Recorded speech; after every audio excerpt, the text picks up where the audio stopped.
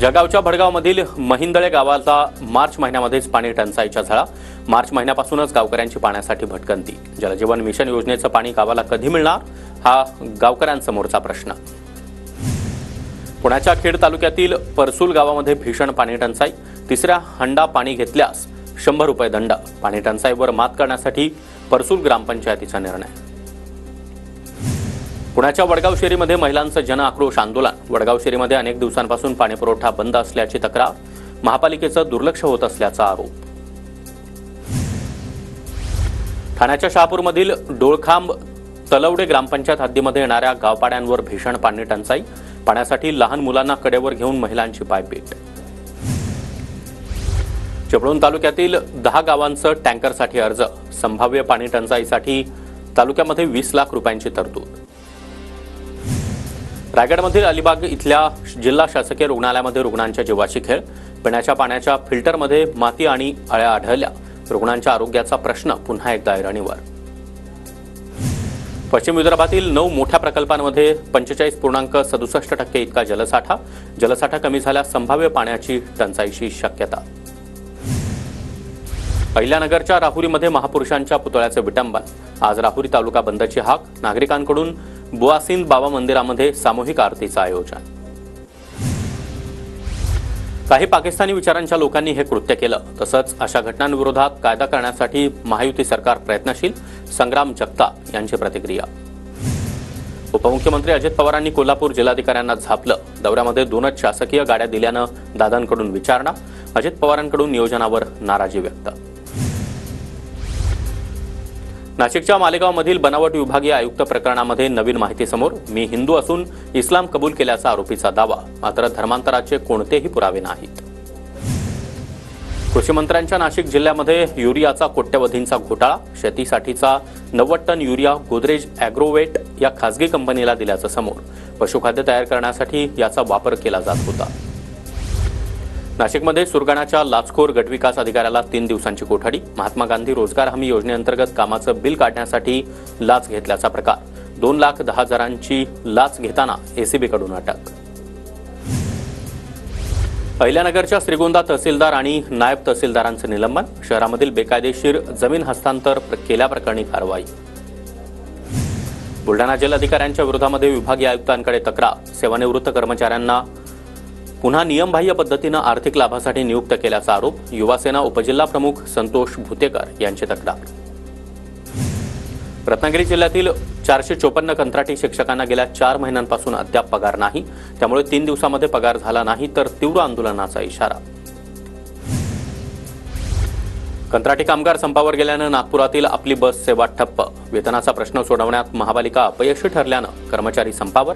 बस सेवा ठप्प झाल्यानं शालेय विद्यार्थी आणि नोकरदारांना नाहक त्रास। नाशिकमध्ये मागील 3 दिवसांपासून निफाड पंचायत समितीसमोर शिक्षकांचं आंदोलन। 7वा वेतन आयोग सेवा पुस्तक पडताळणी संबंधी दिरंगाईबाबत संबंधित कर्मचाऱ्यांवर कारवाईची मागणी। जळगावच्या मण्यारखेडामध्ये प्रकल्प बाधितांचं जलसमाधी आंदोलन। दीपनगर प्रकल्प बंद करण्याची मागणी। प्रकल्पामुळे प्रदूषण होत असल्याचा ग्रामस्थांचा आरोप। जळगावच्या रावेरमध्ये शेताची मोजणी केल्यानंतर खुणा दाखविण्याच्या मोबदल्यात भूकर मापकानं 5,500ची लाच मागितली। दरम्यान शेतकऱ्याकडे पैसे नसल्यानं अधिकाऱ्यानं पैशांच्या मोबदल्यात हरभरे मागितले। लाच मागणाऱ्या अधिकाऱ्याला अटक करण्यात आली आहे। रायगडच्या रोहा शहरामध्ये चोरट्यांचा धुमाकूळ। 5 फ्लॅट फोडून 4,50,000चे दागिने लंपास। रोहा पोलीस ठाण्यामध्ये तक्रार दाखल। नाशिकच्या येवल्यामध्ये होलसेल भांड्याच्या दुकानामध्ये धाडसी चोरी। 30 ते 35 लाखांची तांब्या पितळाची भांडी लंपास। शहरामध्ये चोरीच्या घटना वाढल्यानं नागरिकांमध्ये भीतीचं वातावरण। नागपूरमध्ये अल्पवयीन मुलांसह घरफोडी करणाऱ्या आरोपीला अटक। 1,66,000 रुपयांचा माल जप्त। पारडी पोलिसांची कारवाई। गडचिरोलीच्या लाहेरीमधील प्राथमिक आरोग्य केंद्रामध्ये वैद्यकीय अधिकाऱ्याच्या सहाय्यकाला लाच घेताना अटक। थकीत बिलासंदर्भात 1,30,000 रुपयांची लाच घेतल्याचा प्रकार समोर। अहिल्यानगर शहरामध्ये दरोड्यातील आरोपींची धिंड। कोतवाली पोलीस ठाण्याच्या पोलिसांनी आरोपींची काटवण खंडोबा परिसरामध्ये धिंड काढली। लातूरमध्ये पेट्रोल पंपावर अवैधरित्या बाटलीमधून डिझेल विक्री। प्रशासनाचं दुर्लक्ष। MIDC भागातील घटना। पोलीस प्रशासनाकडे कारवाईची मागणी। लातूरच्या अहमदपूर पोलिसांचा छापा, 12,700 रुपयांच्या बनावट नोटा आणि अवैध गुटखा जप्त, 2 जण ताब्यात, पोलिसांकडून तपास सुरू. कोल्हापूरमध्ये खंडणी प्रकरणी 9 जणांना 4 दिवसांची पोलीस कोठडी, 2 गटामध्ये तुंबळ हाणामारीनंतर खंडणी मागितल्याचा प्रकार. इचलकरंजी शहरातील साईट नंबर 102 परिसरातील घटना. गोंदियाच्या गोरेगावमधील धानुटोला गावामध्ये आकडा टाकून वीज चोरी करणाऱ्यांना महावितरणची कारवाई. गोरेगाव पोलीस ठाण्यामध्ये 3 गुन्हा दाखल. गोंदियामध्ये महावितरणच्या कार्यालयामध्ये शेतकऱ्यांचं ठिय्या आंदोलन, विजेची समस्या मार्गी लावण्याची मागणी. धान पिकाच्या सिंचनामध्ये अडचण होत असल्याची शेतकऱ्यांची तक्रार. हिंगोली जिल्ह्यामध्ये महावितरण विभागाची 178 कोटी 84 लाख रुपयांची थकबाकी. मार्च एंडच्या पार्श्वभूमीवर महावितरणच्या कर्मचारी अधिकाऱ्यांची वसुलीसाठी मोठी दमछाक. वाशिम जिल्ह्यामध्ये 114 वीज चोरट्यांवर धडक कारवाई, 1 कोटी 42 लाखांचा दंड वसूल, 7 जणांवर गुन्हा दाखल. वीज चोरी रोखण्यासाठी भरारी पथकाची विशेष मोहीम.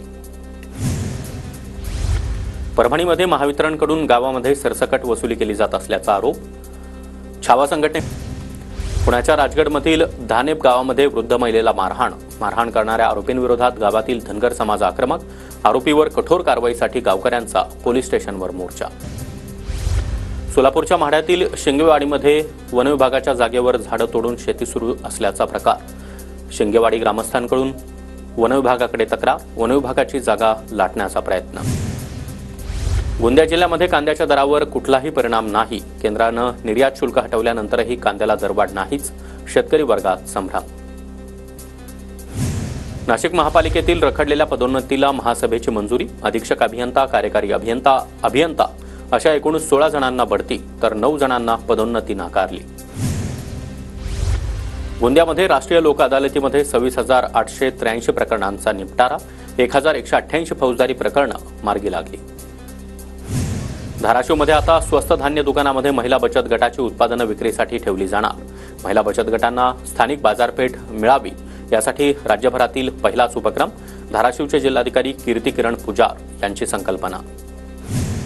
सोलापूरमध्ये 23 मेगावॉट क्षमतेच्या ग्राउंड माउंटेड सौर प्रकल्पाची उभारणी.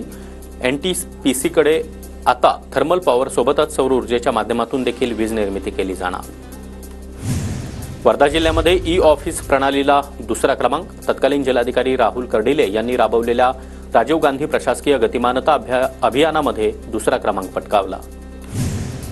इंदापूरच्या शहागावामध्ये संत बाळूमामा जन्मोत्सव थाटात साजरा. जेसीबीतून 5 टन भंडाऱ्याची उधळण, लाखो भाविकांची गर्दी. परभणीच्या गंगाखेड तालुक्यातील गुप्तेश्वर मंदिराच्या जीर्णोद्धारामध्ये निष्काळजीपणा. अनुभवी अभियंता नसल्यानं कामाच्या गुणवत्तेवर प्रश्नचिन्ह, भाविकांमध्ये नाराजी. चंद्रपुरात पुढील आठवड्यापासून माता महाकाली यात्रोत्सवाला सुरुवात होणार. जिल्हाधिकाऱ्यांकडून यात्रा परिसराची पाहणी. महाकाली यात्रेदरम्यान कोणतीही हयगय नको, जिल्हाधिकाऱ्यांच्या सूचना.